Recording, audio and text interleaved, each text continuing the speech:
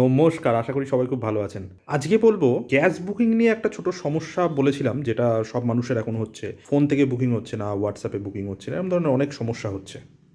তারপরও যারা গ্যাস অফিসে লাইন দিয়ে অনলাইন থেকে, বা যারা হয়তো জানে না, যারা কাছে হয়তো এখনো মোবাইলে ভিডিওগুলো পৌঁছচ্ছে না, তারা হয়তো ফিজিক্যালি গিয়ে সেখানে ম্যানুয়ালি কিছু ফিল আপ করছেন, বা যাই হোক হোয়াট এভার, তিনি বুকিং করছেন। কিন্তু গ্যাস আসতে দেরি হলেও যখন গ্যাসটা আসছে, ধরুন আপনি বাড়িতে নেই, বা হয়তো আপনি সেই সময় বাইরে গেছেন, আপনি হয়তো ফোন ধরতে পারেননি, বা হোয়াট এভার, অনেক অনেক সমস্যা থাকে। অনেকে ফ্ল্যাটে থাকেন, বাড়ির দরজায় গেটে তালা থাকে, এরকম অনেক সমস্যা। এখন একটা জিনিস আমি দেখছি, বেশ কিছু মানুষ আমাকে বলছে, দাদা আমাকে ফোন করে ডিএসসি নাম্বারটা চেয়েছে, আমি ডিএসসি নাম্বারটা দিয়ে দিয়েছি, আমার গ্যাস ডেলিভার হয়ে গেছে, দেখাচ্ছে মেসেজ এসে গেছে, কিন্তু আমার বাড়িতে গ্যাস এসে পৌঁছয়নি।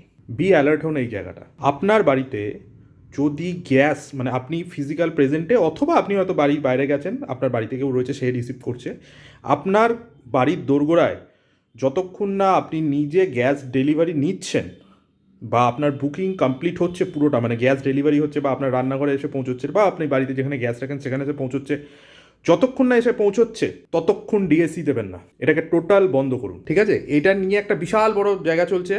আপনার ডিএসসিটা নিয়ে ও গ্যাসটা হয়ে গেল, পরবর্তীকালে কী করবে, আর একজন অন্য কারোর কাছ থেকে ডিএসসি নিয়ে আপনাকে দেবে, অথবা আপনাকে বলবে একটা বুকিং করে দিন না, আমি দিয়ে দিচ্ছি।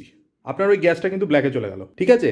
তো এই ধরনের জিনিসগুলোকে কাইন্ডলি বন্ধ করুন। আশা করি বুঝতে পেরেছি। যদি কারোর কোনো রকম অসুবিধা হয়ে থাকে, যদি কিছু জিজ্ঞাসা থাকে, ভিডিওর কমেন্ট সেকশন আপনাদের জন্য শুধুমাত্র খোলা আছে।